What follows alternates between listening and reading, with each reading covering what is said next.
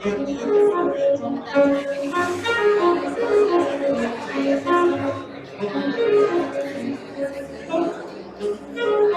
sure there's like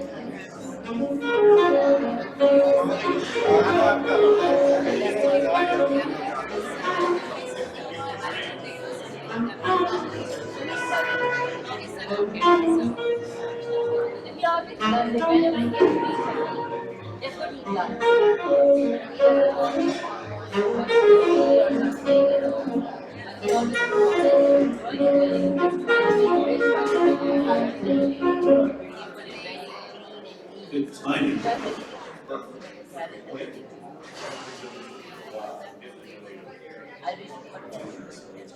Hi, I'd like to welcome everybody back. Hope you all enjoyed your dinner. And I know people are still milling about, but keep everything rolling along here. And get started. And we'll see the next guest of honor. So I'll just but we're going to meet shortly an East West University student who tonight at this dinner, I said earlier, the reason we're here is to raise money for the scholarships we give out at East West University. And over the years, we've raised over 1.5 billion for scholarships. And over the last 12 years. And we're going to honor a student at East West University tonight with a very special 4-year scholarship. And we'll meet her shortly, but I will tell you that it's been a challenging road, like it is for many people in Chicago, many young people. There's a lot of choices, not a lot of choices for them, and unfortunately the ones that are there, many are bad. It's so there are. This student has been through quite a lot in life, but she has really turned it around, and as a little child who is enrolled at East West University, and she represents, the reason we do what we do, why we're here tonight. So I don't see her back yet. So isn't it here, right? She just stepped out. Okay, she'll be back in a second. So let's see. Well, I guess we'll do one more thing before Survey is back. I'm going to ask Dr. Ken Gaines to come up to the podium. And Ken Gaines is the director of the business school for East West University. And Ken has a very special award to present tonight to our Alumnus of the Year award. So Ken Gaines. Yes.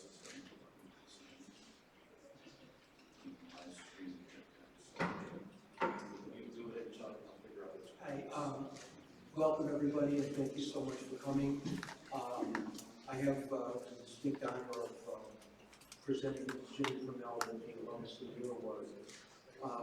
Jimmy was just a wonderful person for me to have in the classroom, because he was almost like a second roommate, because he was an adult student, and he really presented himself positively to the other kids in the class.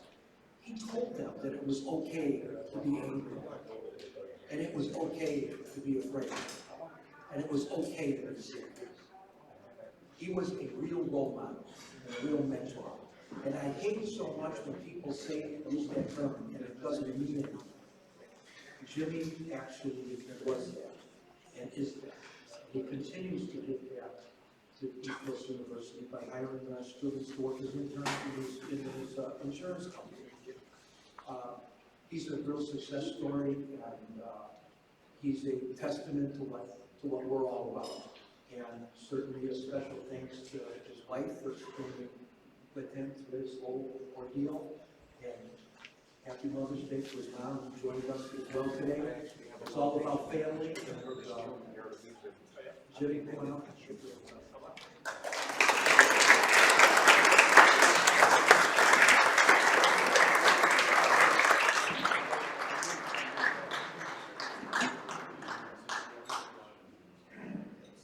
So you know, thank you, Ken. I bet you it's not a church.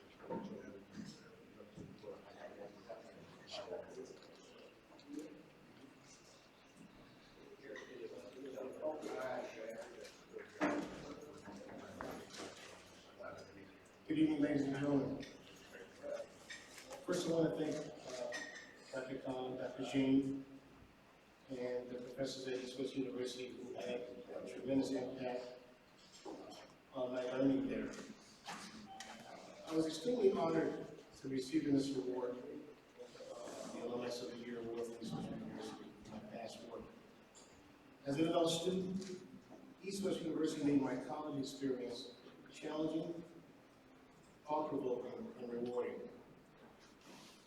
After receiving the news of the award from Ms. Barber, I thought about it for a while after I got off the phone with her, which made me very grateful and excited.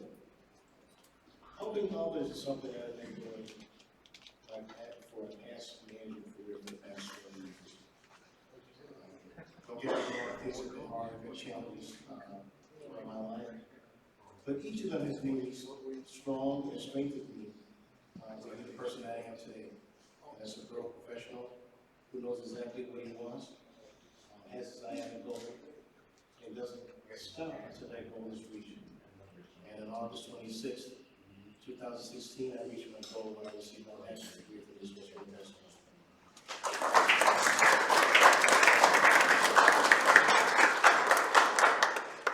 Also, winning this award would not have been possible without the inspiration I received from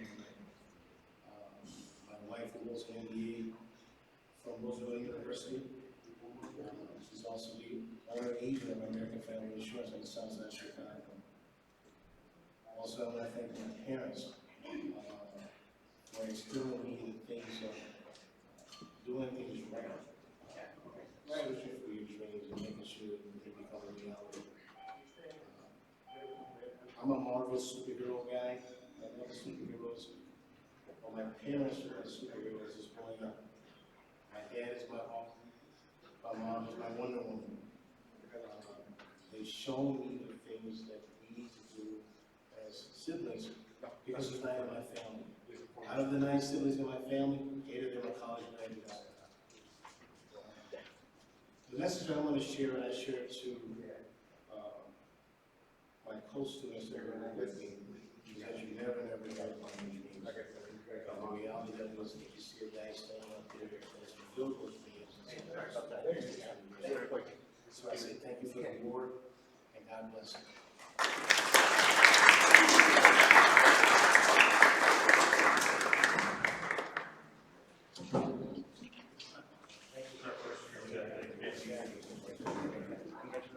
Thank you, Jimmy. Well, there you go. That's why we're here, right? I keep saying that. You might be getting tired of hearing it, but stories like Jimmy's are why we're here. It reminds us. So I want to now introduce you to another person that is the reason for why we're here tonight. And as I mentioned earlier, she wasn't in the room, so she didn't hear about it.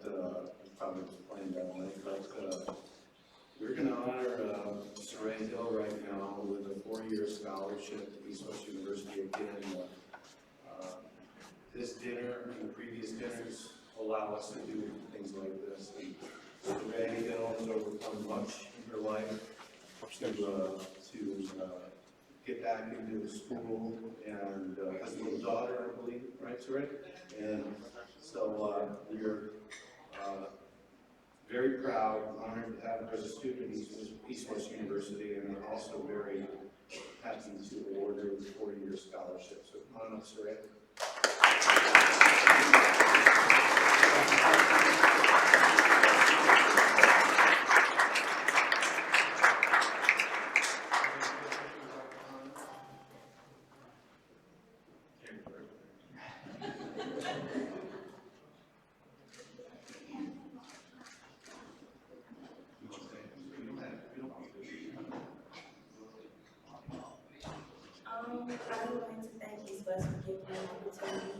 to the school, even though I came here in the middle of the year, but also for believing in me and letting me show you that I will do my best and graduate.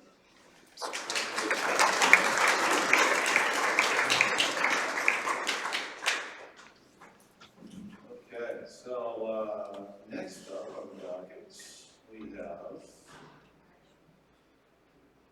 the presentation of the Faculty Award for Excellence. So even though I'm in the furniture business, I know a thing or two about education. And I don't believe I've ever heard of a professor that has a 100% rate of giving students jobs before I get involved with East West University. Just, you know, all you hear about is the kids are going out and trying to find jobs with their degrees and coming back and living on their parents' couches and or in the basement, and the boomerang babies, as they're called. And in fact, I think I may have been the first one of those back in the late 80s, but yeah, the next person we're going to honor is Dr. And I'm going to try to pronounce the name of Dr. So hopefully take this to that. You know what? I'm going to bring up Mr. Ron Reddy and Mr. Miramira. Come up, please.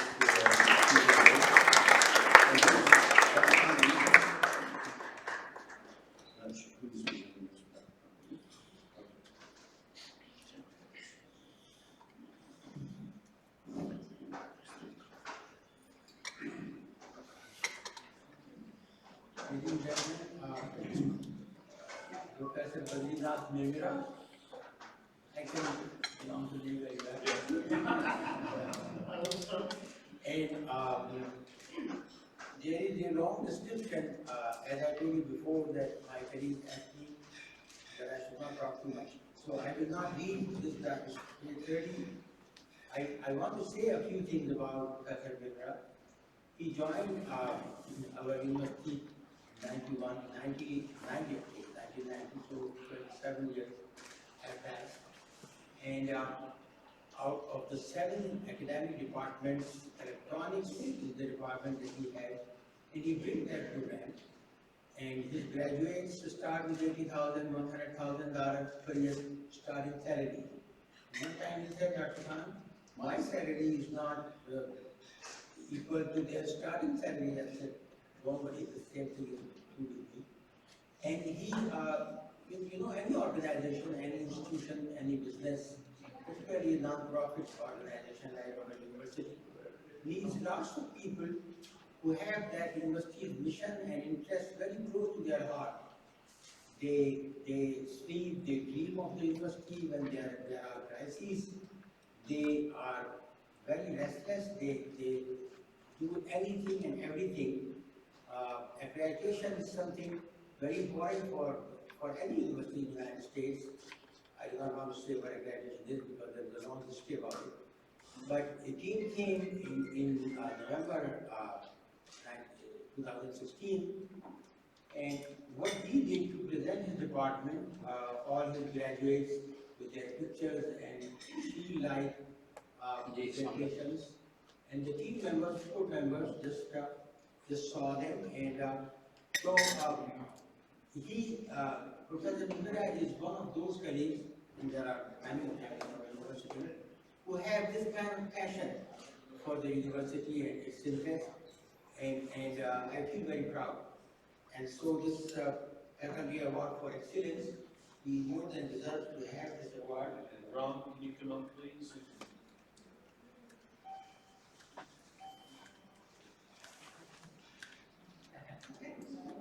Oh my goodness, this is the North Attorney.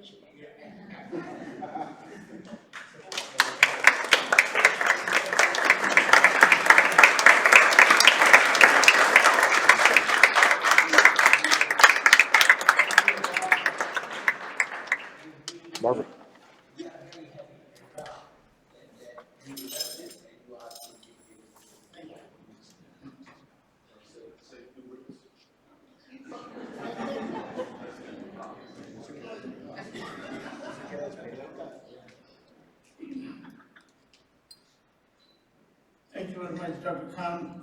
wonderful introduction. I was wondering whether it was me you were talking about. Respected Chancellor, Provost Dr. Jain, faculty and staff, and distinguished guests. I'm truly honored. I'm not very sure whether I truly deserve it.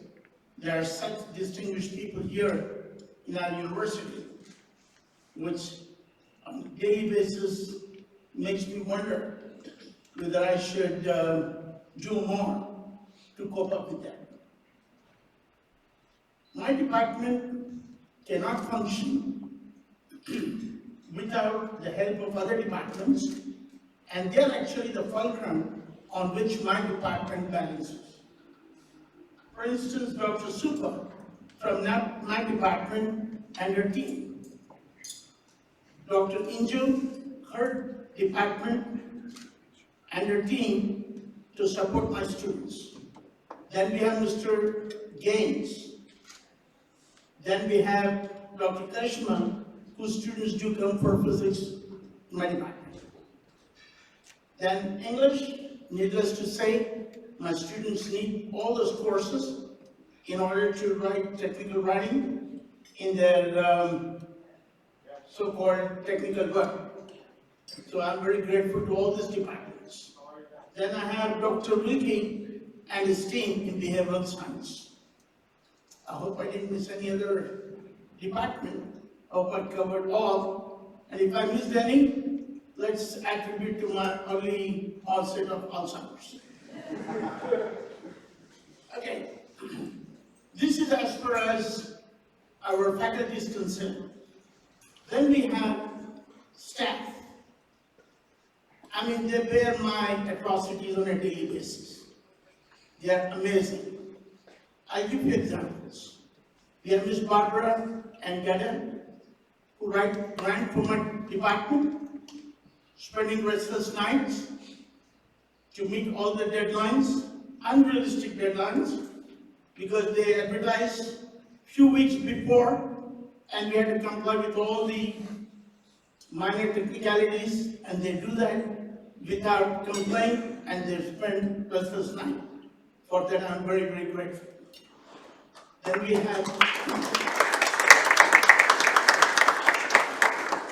have records office.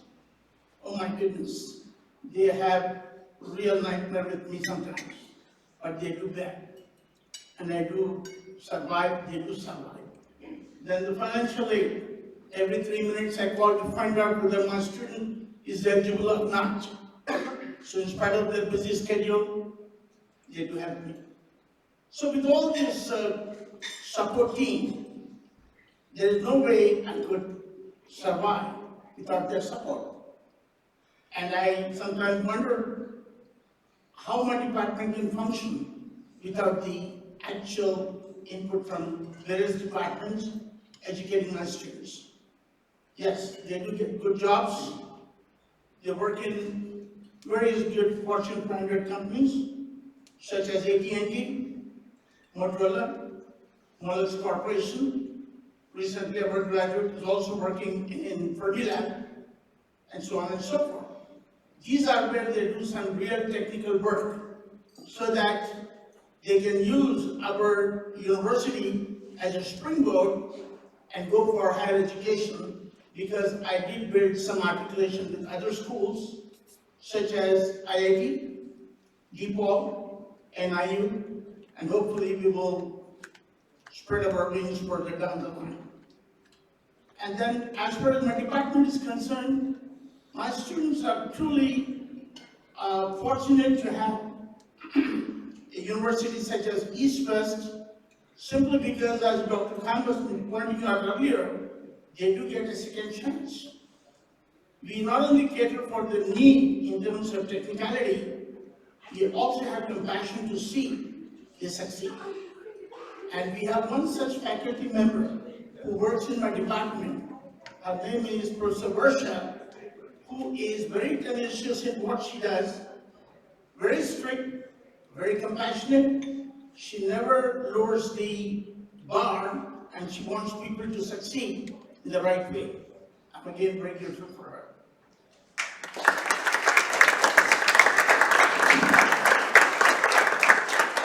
Some people say, how come you have been here for such a long time? Anybody working in a university or any organization must have some real vested interest. It may not be only money, but it's something which gives you pleasure, helping others, and that's what East West is all about. Not just the electronics department, the entire staff. They work without any break to make sure that our students succeed. And we have been quite successful so far, and this is just the beginning. And I have to mention two people without which, as I say in electronics, the circuit is not complete. One is Dr. Khan. He has a vision which when somebody thinks looks more like a utopia, but he does his vision in a very artistic way and is very tenacious. He never aims at the foot of the mountain, but always at the pinnacle.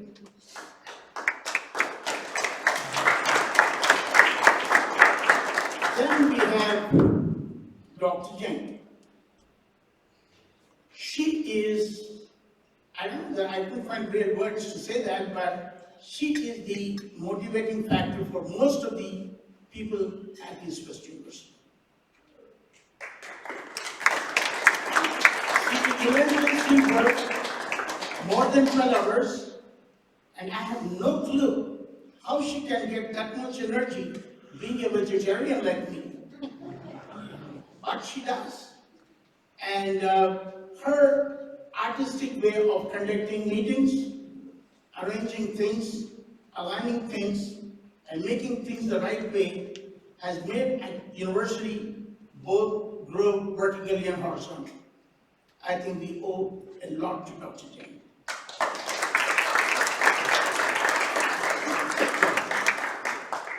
Lastly, I think this city needs more East West University than any Ivy League schools. We not only cater for their needs in terms of education, we truly care for their future. And if all the universities, all the schools focuses on that particular mission, I guarantee you the violence, the crime, and all the things what we are seeing on a daily basis will reduce dramatically. That is something which one has to see, that you cannot fight force with force, but with articulate work of educating our own people. And that should start right from the inception. If the high school, if the primary schools are strong, and if we can build high school along that way, we can actually teach them much better down the line. But then again, hopefully, we will keep our finger crossed. All the people who are involved focuses more on education. With this, again, I'm truly humbled by this gesture and the profound, what do you say, the generosity shown to me. I truly appreciate it, and thank you very much, and I thank everybody.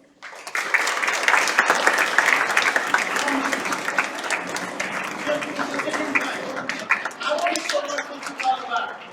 In India, putting the Shah is a way of honoring a person. And I think I got honored 2 times today. I think that's already done much, but that's I take it. Thank you very much.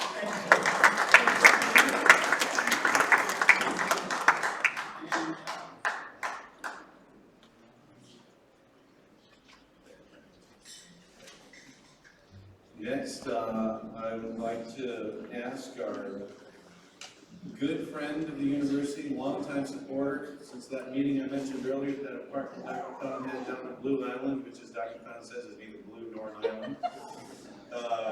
Danny, a long way from that meeting 36 plus years ago to today, and one of the staunchest supporters of East West University ever, the Honorable Congressman Danny Davis.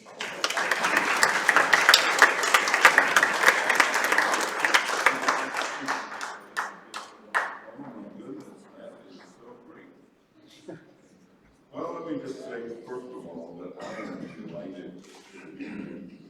And as you can tell, that somebody has given me a flower. So that obviously means that I've been someplace else where they were doing something like this. But it's really been a great day and it's been a great life. And I'm delighted because I've been associated in a way with East-West University as it was being formulated.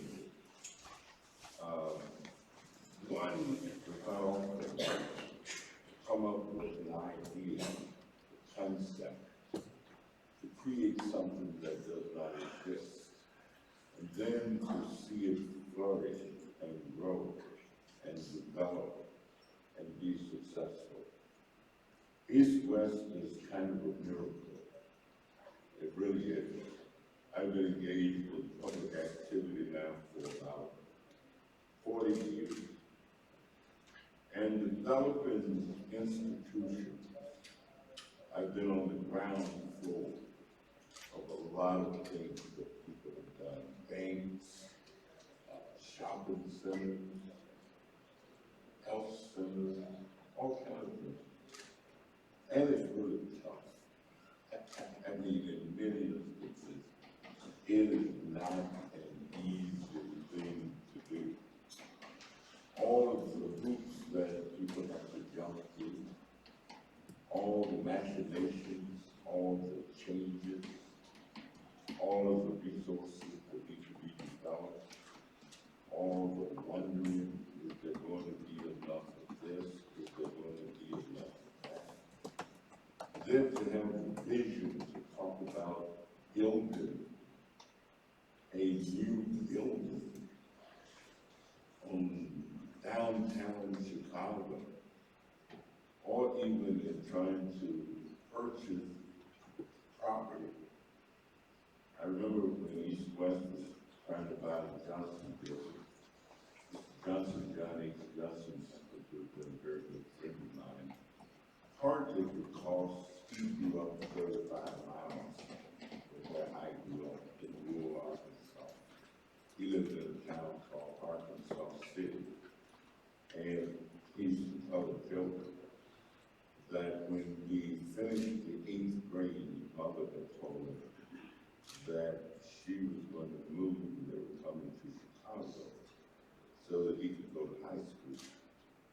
Well, he finished the 8th grade and his mother told him, she said, Johnny, we really didn't save up enough money, so we're not going to be able to go to Chicago. High school. So he said, well, that's all right, Mom, I'll work. And his own, you're going to school. So she made him go through the 8th grade because there was not a high school in that town for African Americans. And so he had to go through the 8th grade again. You can imagine how boring doing the 8th grade must have been for a guy like Private John H. Johnson. But he ultimately ended up owning some property down there. He was the first black person to own property down on Michigan Avenue. And of course, in order to purchase it, he had to get white privileges, platform, that kind of stuff. And so I told him that Dr. Klein wanted to purchase a building that he had. He says, look, it was too hard for me to get the building. He says, I'm not going to sell that building. He said, I don't want to sell it. It was too difficult for me to get it. But to think that East-West could build a new building, 8 stories high, first new stuff down here. I mean, in the South Loop. And that South Loop has become a beacon of hope and a light and an inspiration for thousands of young people who are now attending this multiplex campus that exists on Roosevelt, East West, Iowa, Burgess, just been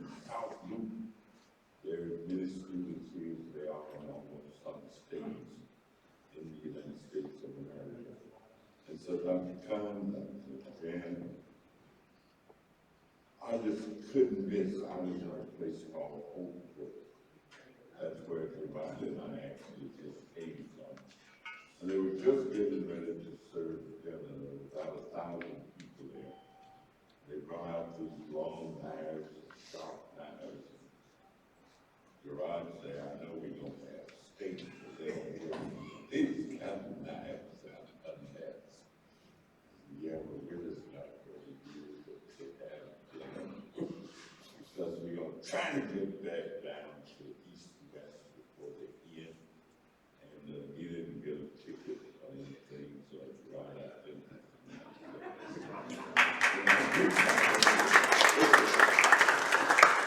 Well, I just wanted to make sure that we got here before the activities ended, and to say how important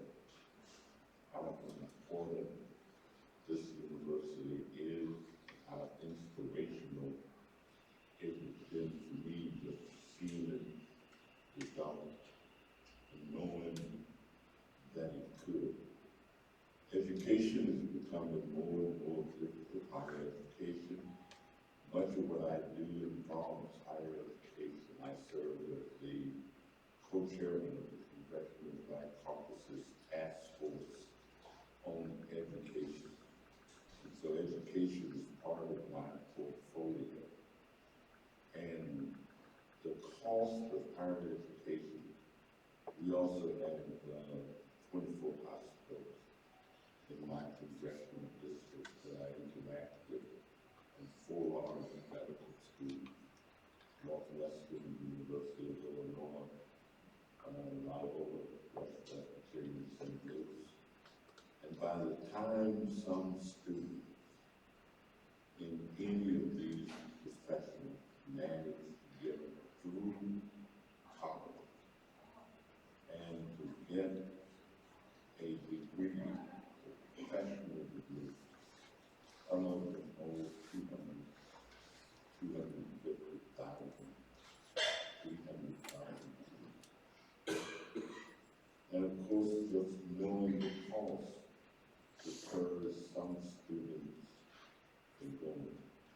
So anything that we can do to help provide an opportunity for some disadvantaged young person, or some young person who just simply want to make the greatest use of themselves and to developing their potential, we're doing what I call mastery. So,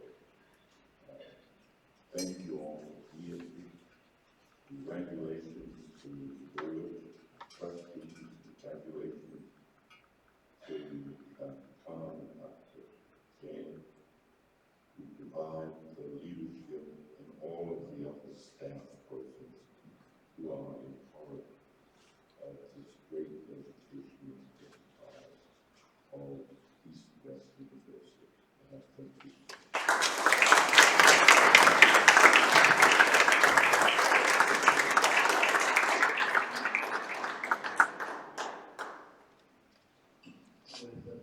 Thank you, Congressman Davis, and sorry about that steak dinner you missed out there. You're still hungry after this. Head over to Benny's Chop House. I sent you, and well, probably won't get you very far, but they have great steaks over there. You know, to carry on, Danny said, I don't know how many of you have seen the campus, and but yeah, the 18-story building, Dr. Khan and Dr. Jane and East West University put up a couple of years ago was the first new construction project in the South Loop in, I believe, almost 20 years when it went up. So here you have the Loop, this big gleaming, you know, metropolis and financial center, right? With all of these resources and all this money. And then you have the South Loop, which is just, you know, an area of great challenge, and when East West, you know, Dr. Khan and Dr. Jane put all their chips to the middle of the table, as they say in today's, said, we're going to build an 18-story building down here. Then there was the first new construction, and it changed the whole feel of the South Loop. A couple of the things you may not know, the South Loop is the largest college campus in the United States. For those of you who don't know that. The South Loop of Chicago, with all the colleges, UIC, Columbia, Roosevelt, East West, and others, that's the largest college campus in the United States. So that building going up there, the Student Life Center, it did a lot for everybody in the South Loop, all the students and and it just made a statement that, you know, the money just doesn't have to be 5 blocks north. You know, that we're doing big things down here, and this area can be successful too. So East West brings a lot to the city, and you know, back to what Congressman Davis said about student debt. You may have all heard that last year, for the first time ever, student debt surpassed auto loan debt, which is insane when you think of it. Everybody has a car, more than one car, and so think of all the auto loan debt out there, and the student debt is for the first time ever higher than that. And yes, students come out greatly in debt, with a house on their back, as they say, which is why they have to then move back into their parents, right? And many can't get a job, unless you happen to be an East-West student, and getting an electronics degree, then you would definitely get a job. But and I don't know how many know this, but 2 or 3 years ago, East-West was ranked number 2 in the nation for least amount of student debt, number 2 in the entire United States. So, I mean, there's a couple East-West stats for you. You know, we are, with your help tonight and with the way Dr. Khan and Dr. Jane run East-West, we're able to have the lowest tuition rates of any private school in the Midwest, and we're able to get this help our students need to get them through, as Dr. Mira was talking about, all the different professors involved. And you know, what you don't understand, my kids go to Chicago Public School. You know, we could have sent them to St. Andrews at the end of our block, and we said no. You know what, we're going to send them to Alexander Hamilton Elementary, back when Arnie Duncan was going to close it down.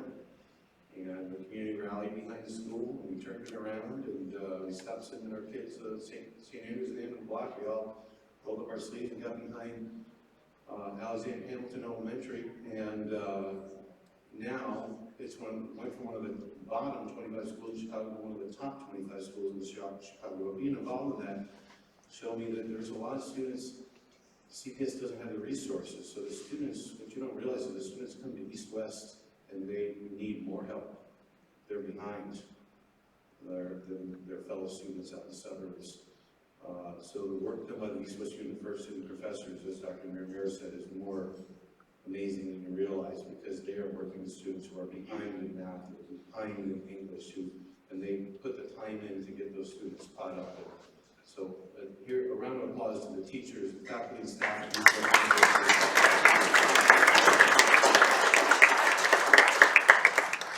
So, a couple of stats about this West. Next up, it's my honor to introduce Ms. Viram Shah, who I know of your company, Schneider Electric. Actually, we do some furniture business with Schneider Electric, so we're going to talk about that after. But Ms. Shah is an executive with a career across multiple industries, currently Senior Vice President of Schneider Electric, which, if you don't know, a global leader in energy management and automation. I know that because we're working on your projects for your company all over the country, so I don't think people realize what a big company Schneider Electric is. And Ms. Shah obtained her MBA from the University of Chicago, Booth School of Business, and an advanced general management program degree at Harvard Business School. So I would like to ask Dr. Khan to come up and Ms. Shah to be presented with the Chancellor's Award for Excellence.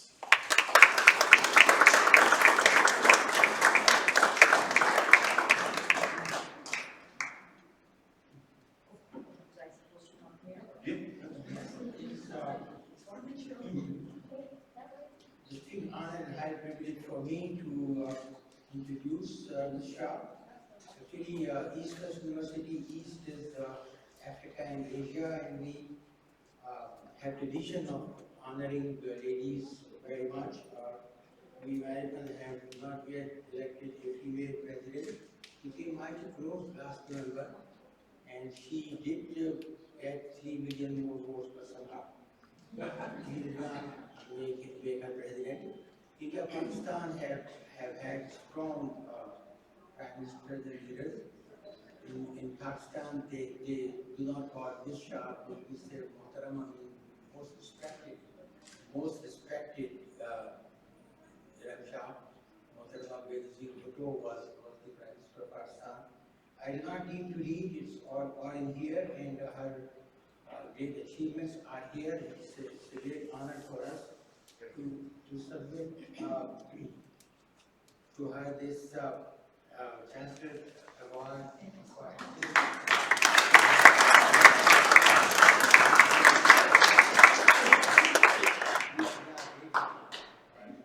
Here and being our keynote speaker, Professor Mayor. Very happy to be here.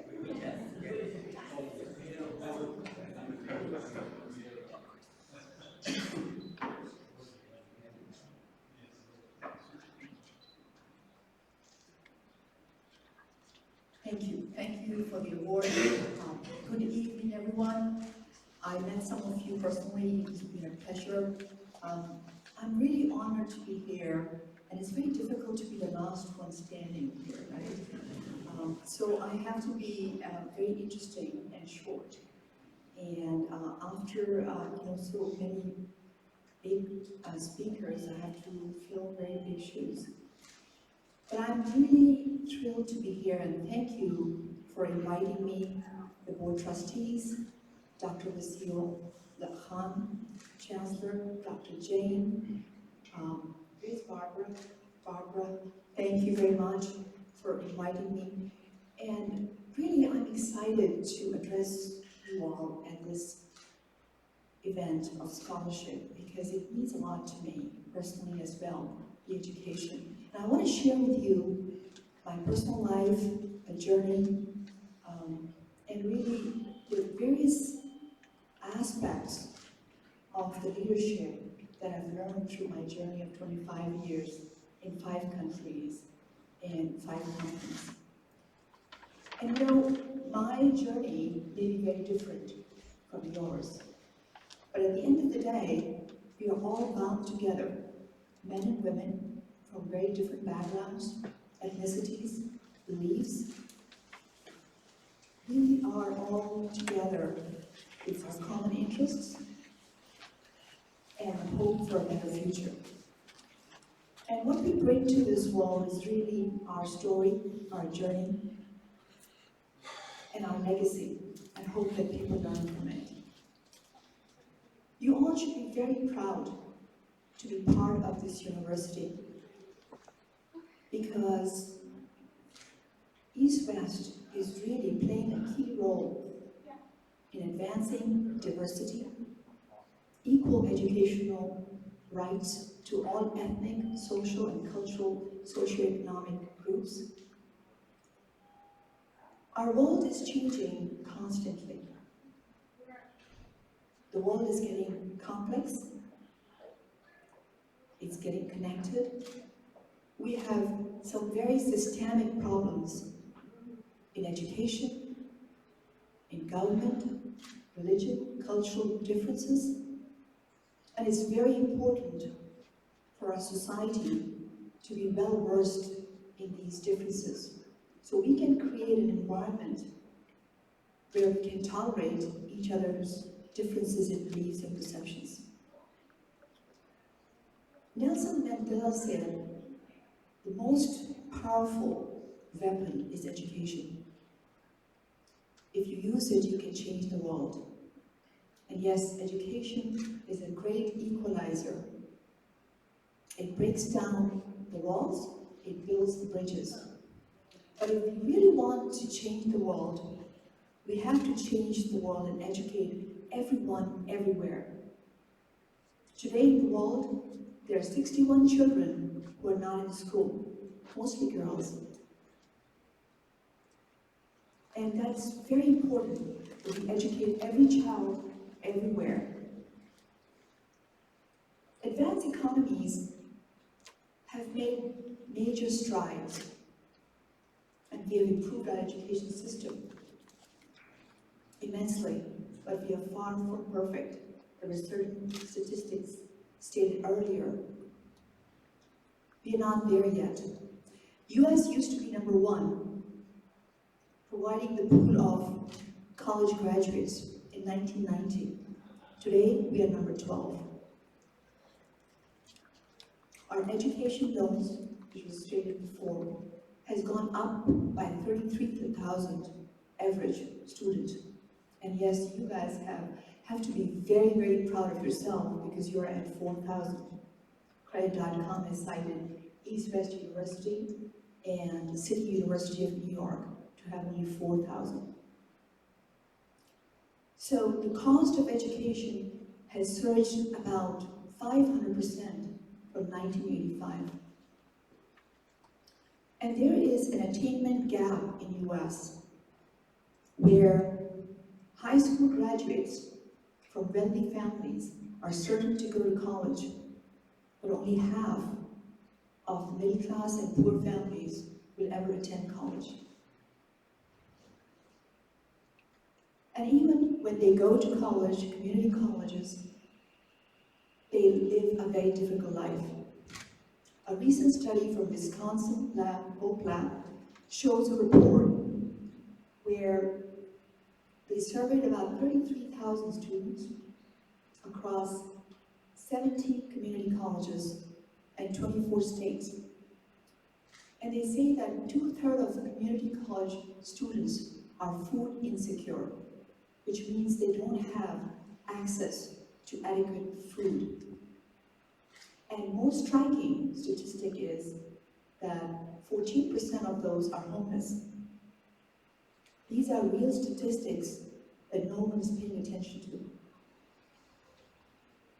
So we all have to work together, and that's why this event is so important, to have the scholarship and support of the students and to cut down the burden of the loan.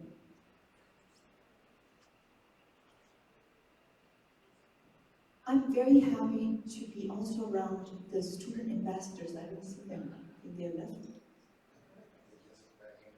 Backing up.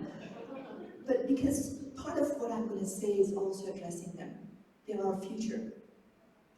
And I really want them to immerse in education and to learn more than just gathering knowledge, to become a better person.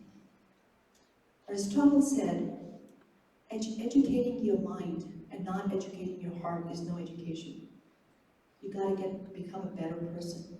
Education needs to give you humility and humanity, not arrogance and elitism. And we need to question ourselves, how are we using this knowledge that we are gathering? We all have to own our journey, our story. And this reminds me of my story, which I would like to share a little bit. I come from Pakistan, as you heard a little bit, and I have 25 years of experience across 5 countries, 5 industries, gone around the world and back. And what I learned in my life is to really, you have to be true to yourself, no matter where you go. And if I look back at my life, even though I lived in 5 countries, my story and my theme of the story will stay intact. And the way I will title my story, in the words of Ayn Rand, the question is not who's going to let me, the question is who's going to stop me. I lived a not such a normal Pakistani life. I was born in a traditional family, but my father was a very modern man. And my second lesson for my life is that you need to have role models. Become a role model, but have role models. I was lucky. I had my role model very early, my father. He always asked me to follow my heart and never to change my style for anyone or anybody. But he would also say, learn the rules so that either you can play by them or change them. And his wisdom of his words I have experienced in every position, in every country, in every culture. We cannot choose our parents, but we can definitely choose our spouses and partners. One of the biggest lessons in my life is choose a right partner, especially for women. A partner that really appreciates your success and is willing to sacrifice for it. I made a very good choice with my husband, and most of my success today I can attribute to him. Like my father, he always encouraged me to be who I am. I want to add something from my life as well, and that is we need to aim high. When the times are down, you need to be yourself. You need to come out and speak up. Have an opinion. Ask for help. It was very hard for me to ask for help until I got involved in a non-profit. And now I realize asking for help is an art that can make the giver as grateful as the receiver.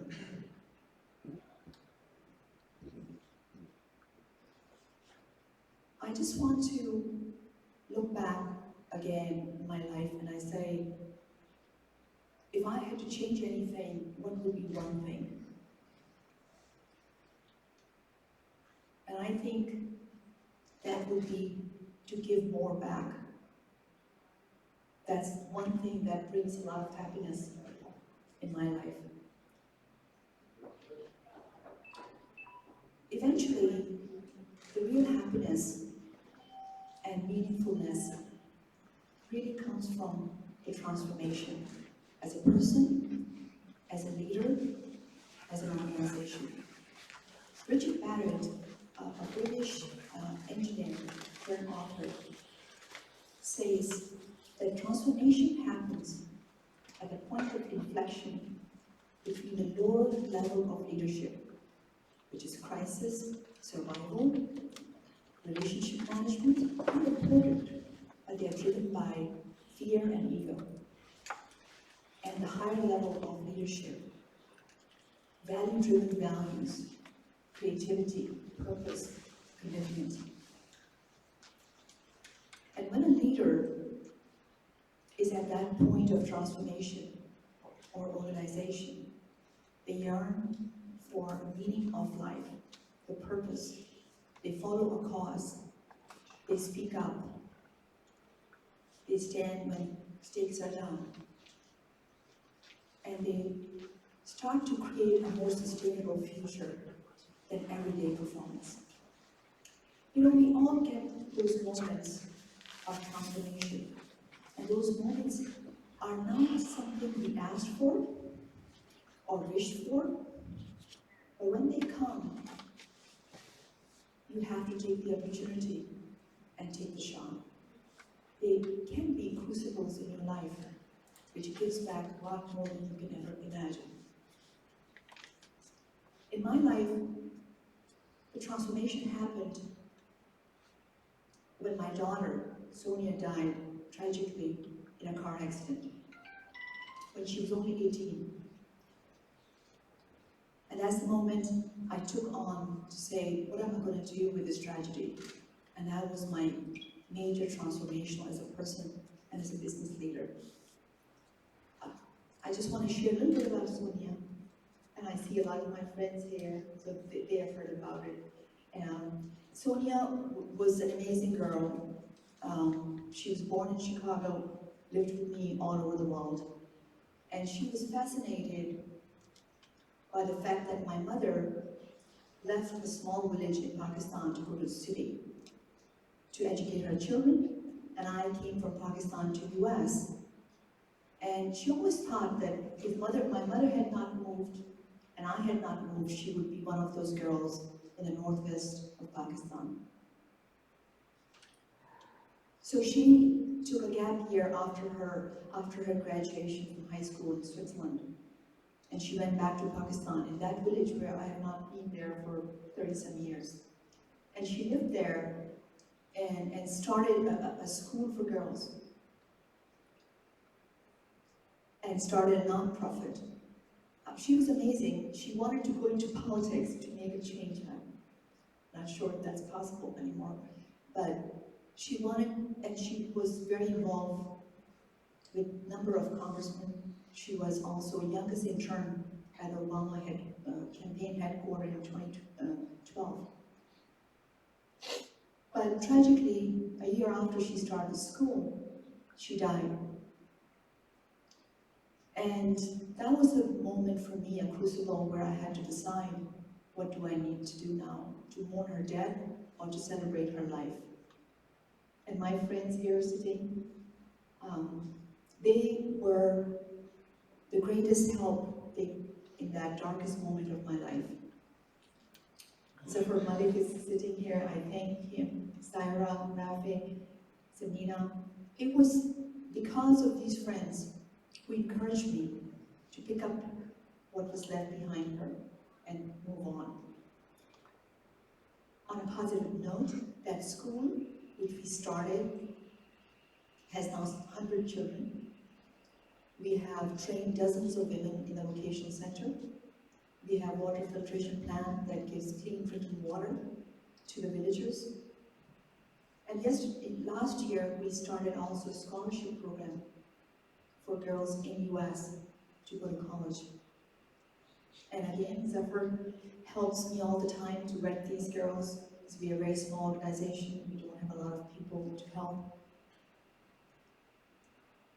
So the story is tragic, but it is ending in a good place, because the crucible in my life have changed me as a person. And I am grateful for that, in spite of that tragedy.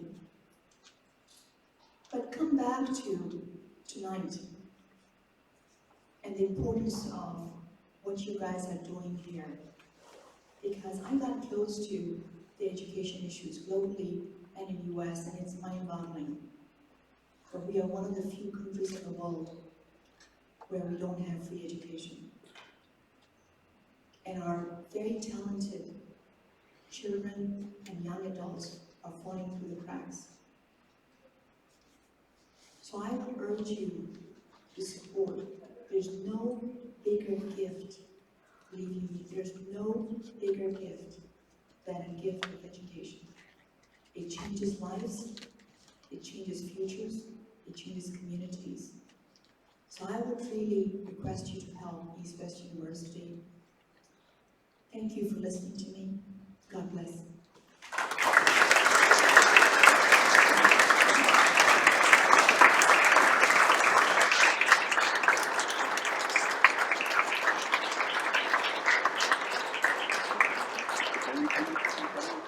You don't want to go back. You're fine.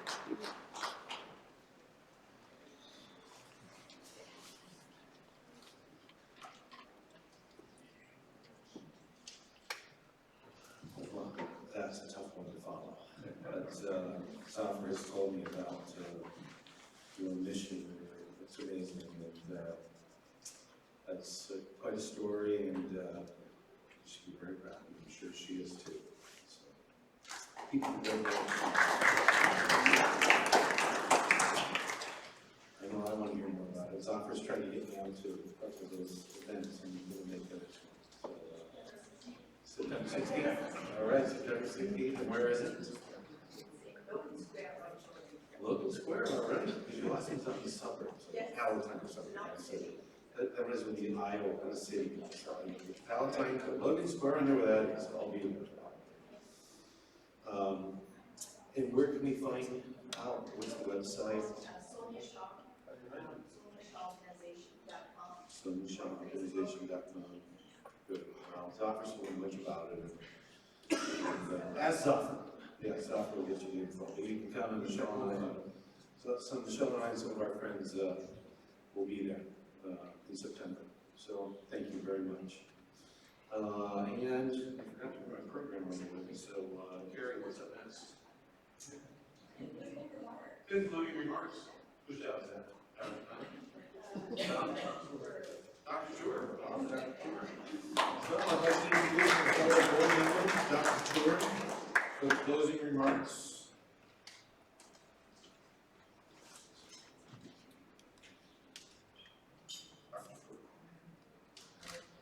Assalamu alaikum.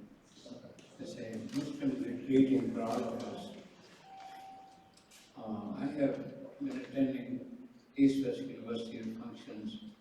This happens to be the most elegant and most provocatively stimulating. The young lady has said word there. I hope we have recorded such a motivation. I feel like I have done so much. I have done so much. So thank you very much. You have given us to look for purpose, and you have found your purpose. We are trying to join you in your purpose. That's very nice. I am proud to be part of East West University for a long time, probably 35 plus years. Yanni, I have known you for that long also. It's a pleasure. It's a blessing to be really addressing this noble cause of fundraising for the scholarship for children who otherwise will go without education.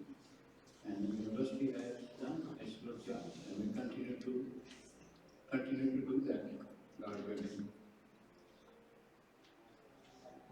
No institution or organization can be successful without commitment of many individuals.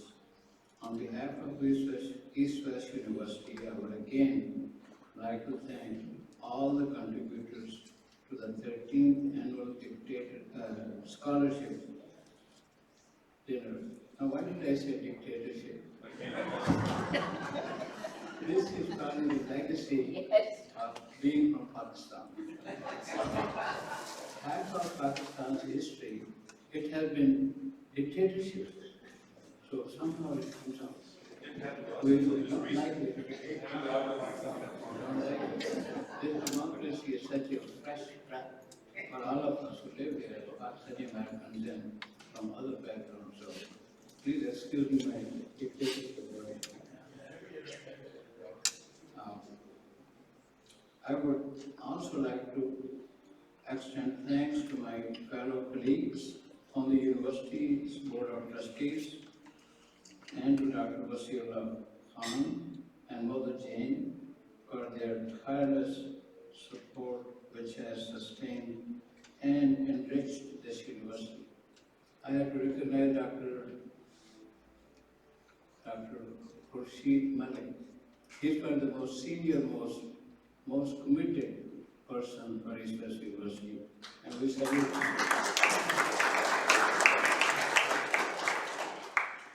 Thank as well to Mr. Zafar Malik. You have been such a support. Dean of Development and University Relations. Ms. Barbara Abraham. I may have pronounced it differently, but I mean you.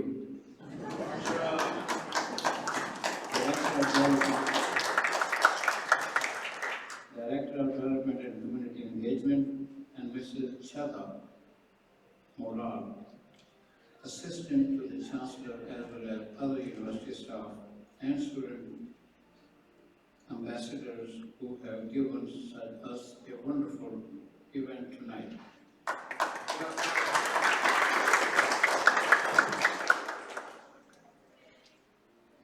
Also, congratulations to Ms. Shah. You will be on our mind for a while. Yes. And special thanks to her remarks and congratulations to Mr. Badina Mira and Mr. Jimmy Parnell. And I also want to recognize Kevin. You've been always good. What a doing a wonderful job at eMason. Finally, I would like to thank Keith Jackson Trio for their music and to the staff and of the Renaissance Blackstone Chicago Hotel who have served us. And they've been serving us, I think, for the last 2 or 3 times now. I hope this dinner has been an enjoyable experience and we look forward to your continued support.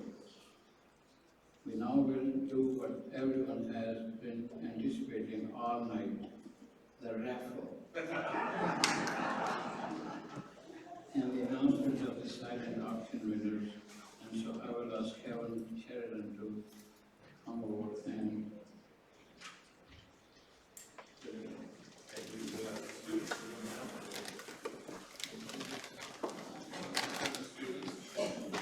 Thank you, Dr. Tour. Thank you very much. Another member of the Board of Trustees and great support of East West University. All right, let's get Barb on. This is the moment everybody's been waiting for.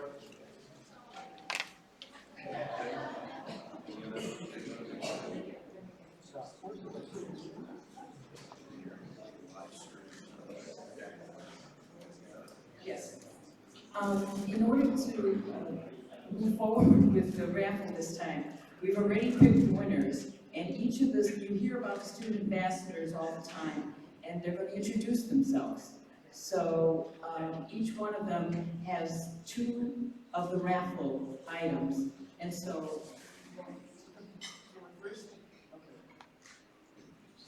Hi, I'm Lizette Milo, and I'm a senior at East West University. I am a business major, and I have the winner for the Film Museum, which is ticket number 1702026. Jew? I'm saying that right? I can say your phone number if that's a lot better. 773-577-4109.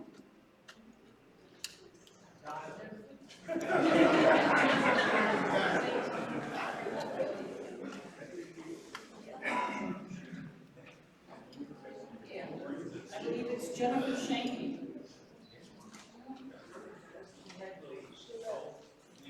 You get it to her? You get the, okay, she's at this table over here. And for the planetarium, I have ticket number 1702058. Jack.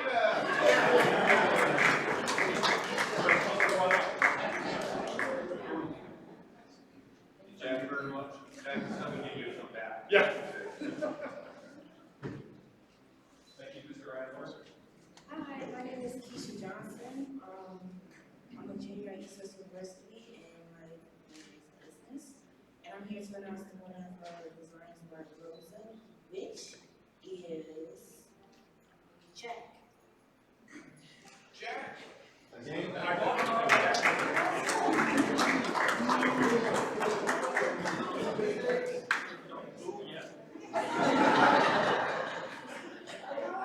So you made friends with the ambassadors early on? Next year, you're going to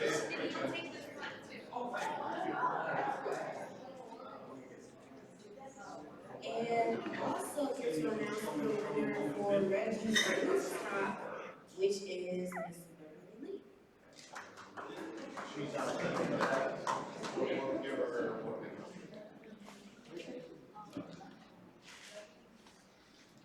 Hi, my name is Moses. I'm an electronics engineering major. And the winner for the Grand Lux Cafe is Kevin Sheridan.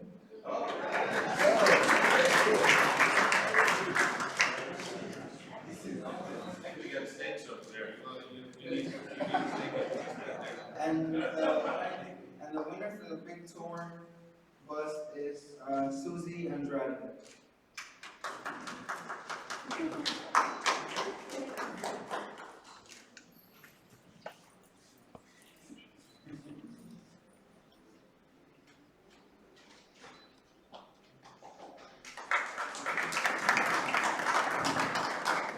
Good evening, everyone.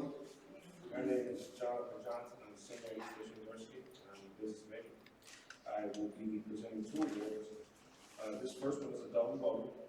we have a gift card for Eli's Cheesecake and a gift card for Stan's Donuts. The winner is Masood Khan.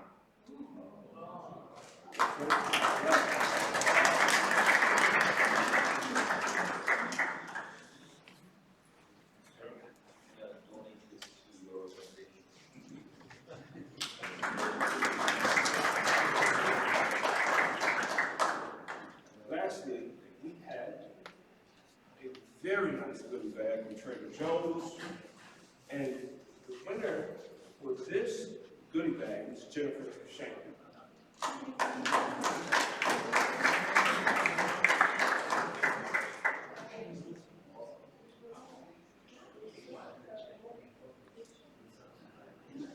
Good evening, everyone. My name is Omar Solar. I am a senior here at East West University, and I am an English and Communications major. So I got the last three, so last but not least, right? So the first one is for the Glessner House, and the Glessner House is number 1702017, which would be Ms. Lenobova. Anna? Okay, we'll hold it for her. Second one is for Laxentani, and the number is 1702023, and it is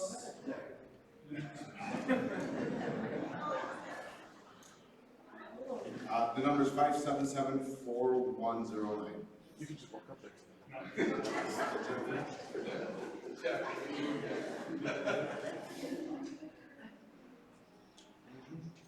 And the last one is for Chicago Wolves tickets. So, you know, I'm available if you guys want to take it.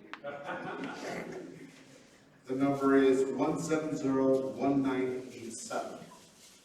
And that goes to Julie.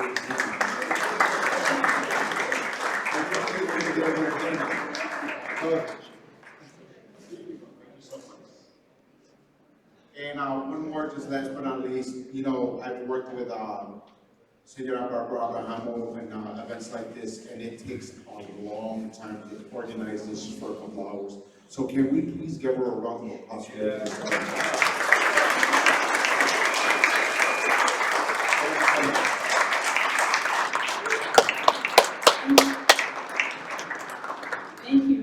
Thank you for coming tonight, and I hope you had an enjoyable time. And all these silent auction winners is on a poster as you're leaving.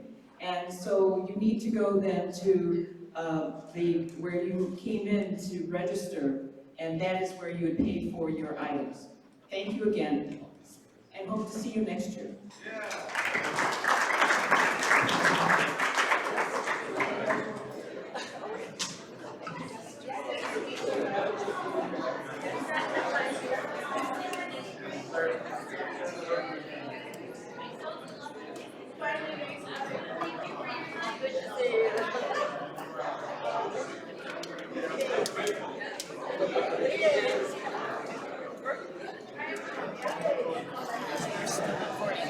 Yeah, you go ahead. You're good.